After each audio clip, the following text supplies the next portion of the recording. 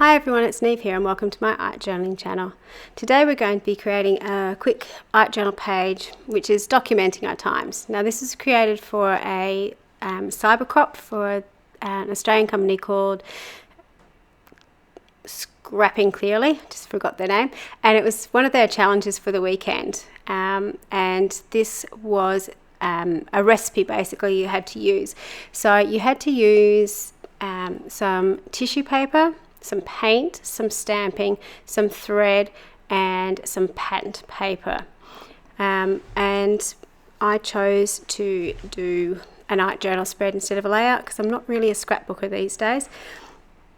So I'm working in my 6x16 Wakely journal, and this, I did not know where this was going when I started this. I did pull out those things, so the pattern paper and the tissue paper to begin with, but I really didn't know where I was going with this. So this really was for me at the moment just playing around, and I stuck down this Tim Holtz botanical papers in the background, and while I usually like that paper, I just really didn't like it on this page, even though I didn't really know what this page was going to be. So I decided I'd go in with some more paint over the top to try and blend it into the background and make it more as sort of a design feature in the background rather than a focal image. So the two paints I'm using are turquoise and ocean, and I'm just drying those off.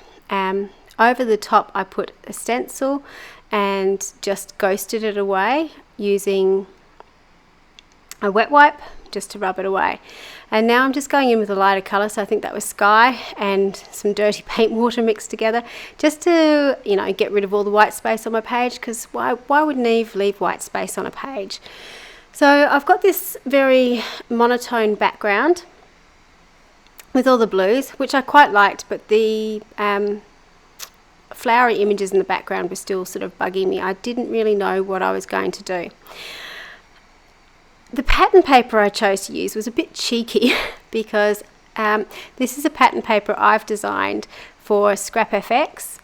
The links will be in the description box below. It's a collage rice paper, and it's one of the backgrounds from one of my journal pages that I've was asked to put together. So I've been having lots of fun playing with them. Because, you know, it's nice having something that you've designed that you can use. So I've stamped over the top, and I've used the Dina Wakely stamps, the funny people. Now I really love these stamps. They are really, really quirky. They are not stamps that I would look at before and think, oh yeah, you know, you might use them once or twice, but when are you going to use them? And I actually have used them so often, just because for me, they really represent my family. Just the different sizes, and there's just something about them that really appeals to me. So once I decided to use these, I sort of had that family thing going on, and I was playing around with the placement of these, sort of having this group together on the page. But we were doing this cybercrop in, I think it was early April, first weekend of April, which, you know, hopefully it's got lots better now, but we're in the midst of social distancing and social isolation. And, you know, because my parents are over 70, well, mum's not, but dad is, and my mother-in-law is 80. You know, for my young kids who are used to seeing their grandparents every day, it's been really, really tricky for them not to see them. We've had to sort of stay away to keep everyone safe, which I totally get, but it's been a bit tricky. And as I was doing that, that was in my mind, and it suddenly came to me that that was a really great way that I could incorporate the thread part of the challenge into this. So what I chose to do was, with my pattern paper, I've drawn a heart in the two larger figures, and then wrapped the thread around all the figures and looped them over them so they're all connected in some way, shape or form. Because family connection to me is so very, very important, and it's something that I hope to instill in my children as well. And it seems to be working so far because they seem to be very close to their family, which is lovely. And while we are so very blessed in this day and age to have social media and be able to FaceTime and do all those things, it's not quite the same as running into your granny's arms and getting a great big hug. So they're struggling a little bit with that.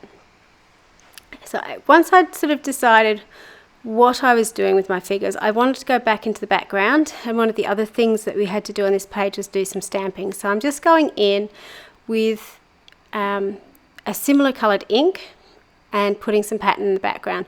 So I don't want the stamping to be the focal point in this page. I just wanted to add to the texture in the background. So once I've done that, I stamped with archival ink, which is permanent. And then I'm gluing down the rice paper. Now, the great thing about rice paper is it's quite thin, it adheres really easily, and you just put some gel medium over the bottom and over the top just to make sure it's all sealed down. It doesn't matter if this is coloured paper, it's done in such a way that the ink that's printed on isn't going to bleed, so you can make sure it's really firmly glued down. And the good thing is, because it's got that thread in it too, you can make sure that that's glued down. I've just made sure it's glued down on either end. The bit in the middle is actually loose, so you do have that little bit of movement on the page as well. So just to define the features on the page a little bit more, because the background is so patterned, I'm going back in with a foodball pen, I think, and just drawing over the stamped image just to bring out the details a little bit more. I'm also going back in with a paint pen and adding some line work to it as well. And that's something I've learnt from Michelle Logan, who's an amazing Australian artist. She takes particularly Dina Wakely images and just redraws over the top of them. Not very simply, she does amazing detailed work, but she turns those really sketchy lined drawings that Dina does into quite geometric looking pieces of art, and they're just amazing. And it's just by adding some pen work to the top. So I'd encourage, if you haven't followed Michelle Logan on Instagram or on her Facebook, please go and look her up, because she does some amazing artwork. To sort of get that feeling of connection as well across the page, I've also used the white paint pen to sort of just put some scattery white dots across the page. So it's, I know, love, hugs floating across the page, connecting the two figures as well as the string between them all as well. And then finally I wrote this on the page: even though we're far apart, we are still connected by love. We're still bound by love, which sort of really summed up the whole piece to me. And I was really not emotional about this, but it meant an awful lot to me when I was doing it, and I was so pleased that it came together. Even though it wasn't a piece I planned at all, it was very intuitive. It was obviously in the back of my mind, and the fact that I could translate it onto the page meant a great deal to me. And I was lucky enough because I was able to send a picture of the piece to Mum. Unfortunately, it made her burst into tears because she's feeling the same way.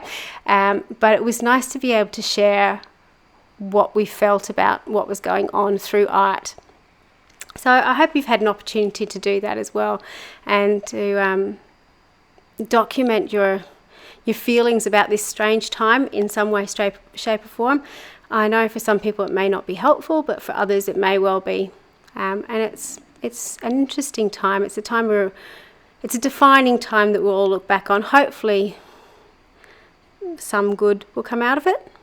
And yeah, I don't know.